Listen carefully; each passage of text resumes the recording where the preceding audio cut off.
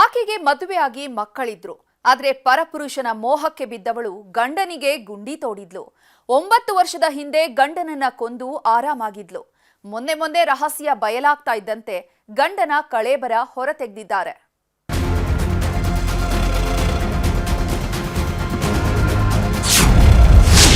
ಹುಚ್ಚು ಕೋಡಿ ಮನಸ್ಸು ಆಂಟಿ ಎದೆಯಲ್ಲಿ ಝಲ್ ಝಲ್.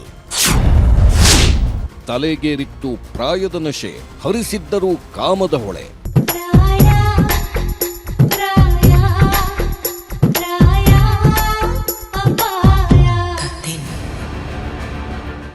ಈ ಪ್ರಾಯ ಅನ್ನೋದು ಒಂಥರ ನಶೆ ಇದ್ದಂತೆ. ಇದರ ಹಿಂದೆ ಬಿದ್ದವರು ಉಳಿದ ಉದಾಹರಣೆಯೇ ಇಲ್ಲ ಬಿಡಿ.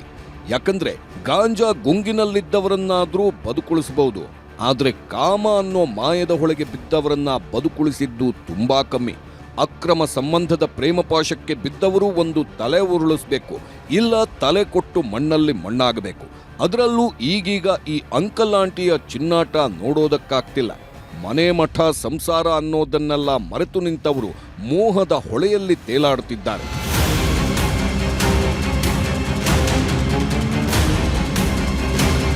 ಹಿಂದೆಲ್ಲ ಪ್ರೀತಿಗೆ ಕಣ್ಣಿಲ್ಲ, ಪ್ರೀತಿಗೆ ವಯಸ್ಸಿನ ಅಂತರವಿಲ್ಲ ಅಂತಿದ್ರು. ಆದ್ರೆ ಈಗೀಗ ಕಾಮದ ಮೋಹಕ್ಕೆ ಬಿದ್ದವರು ಕೂಡ ಕುರುಡರಾಗಿ ಹೋಗಿದ್ದಾರೆ. ಬಂಗಾರದಂಥ ಬದುಕನ್ನೇ ಹಾಳು ಮಾಡಿಕೊಂಡು ಕಂಡೋರ ತೋಳತೆಕ್ಕೆಯಲ್ಲಿ ಹೊರಳಾಡುತ್ತಿದ್ದಾರೆ. ಈಕೆ ಕೂಡ ಇದೇ ಕೆಟಗರಿಗೆ ಸೇರಿದವಳು. ನೋಡೋಕೊಳ್ಳೆ ಮಳ್ಳಿಯಂಗೆ ಕಾಣ್ತವಳೆ. ಆದ್ರೆ ಇವಳು ಆಡಿದ ನವರಂಗಿ ಆಟ ಒಂದೆರಡಲ್ಲ ಬಿಡಿ. ವಯಸ್ಸು 35 ದಾಟಿದ್ರೂ ಇವಳಿಗೆ ಹಸಿಬಿಸಿ ಕಾಮದ ಹುಚ್ಚು ಹೋಗಿರಲಿಲ್ಲ. ಹೀಗಾಗಿಯೇ ಪಕ್ಕದ ಮನೆಯ ಪ್ರಾಯದ ಹುಡುಗನ ಹಿಂದೆ ಬಿದ್ದವಳು ಗಂಡನಿಗೆ ಚಟ್ಟ ಕಟ್ಟಿದ್ದಾಳೆ.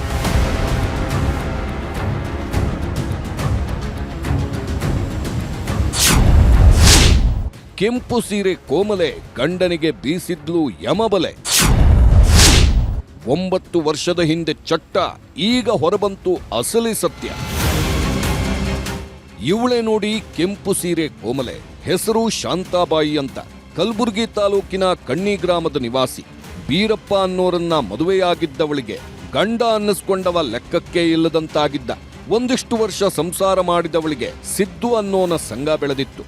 ಯಾವಾಗ ಕೆಂಪು ಸೀರೆ ಕೋಮಲೆ ಕಣ್ಣಲ್ಲೇ ಗ್ರೀನ್ ಸಿಗ್ನಲ್ ಕೊಟ್ಲೋ, ಎದುರು ಮನೆಯ ಮದನ ಮೋಹನ ಮದವೇರಿ ನಿಂತಿದ್ದ. ಇವರಿಬ್ಬರ ಕೋಲ್ಮಿಂಚಿನ ಕೋಲಾಟ ಶುರುವಾಗ್ತಿದ್ದಂತೆ ಗಂಡ ಮನೆ ಮಠ ಅನ್ನೋದನ್ನೇ ಮರೆತು ಹೋಗಿದ್ಲು.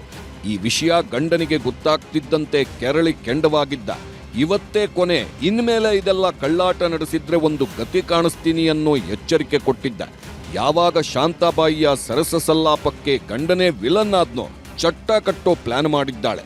ಗಂಡನಿಗಿಂತ ಪಕ್ಕದ ಮನೆಯ ನೆಂಟನ ನೆಂಟಸ್ತಿಕೆ ಬೆಳೆಸಿದವಳು ಪ್ರಿಯಕರನಿಗೆ ಸುಪಾರಿ ಕೊಟ್ಟು ಗಂಡನ ಕಥೆ ಮುಗಿಸಿದ್ಲು.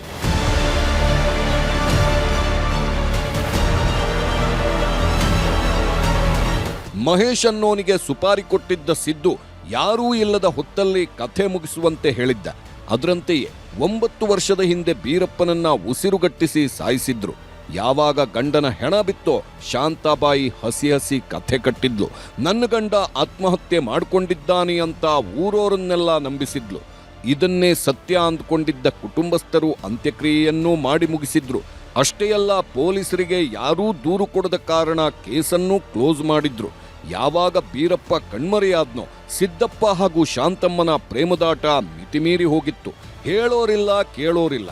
ಹೊತ್ತಲ್ಲದ ಹೊತ್ತಲ್ಲಿ ಬರ್ತಿದ್ದವ ಪ್ರೇಮದ ಹೊಳೆಯಲ್ಲಿ ಮಿಂದೆದ್ದು ಹೋಗ್ತಿದ್ದ. ಇಷ್ಟು ದಿನ ಈಕೆಯ ಪಾಪದ ಕೊಡ ತುಂಬಿರಲಿಲ್ಲ.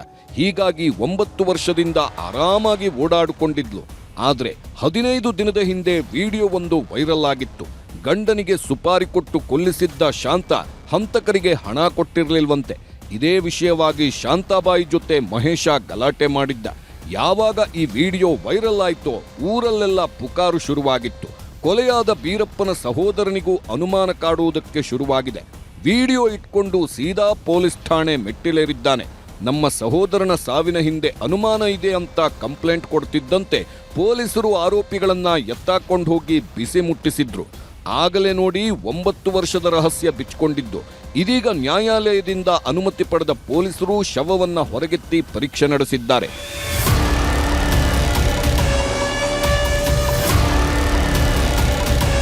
ಒಟ್ನಲ್ಲಿ ಕಾಮದ ಹುಚ್ಚಿಗೆ ಬಿದ್ದವಳು ಗಂಡನನ್ನೇ ಕೊಂದು ಕಂಬಿ ಹಿಂದೆ ಸೇರಿದ್ದಾಳೆ. ಮಾಡಿದ ಪಾಪಕ್ಕೆ ತಕ್ಕ ಪ್ರಾಯಶ್ಚಿತ ಅನುಭವಿಸುತ್ತಿದ್ದಾಳೆ.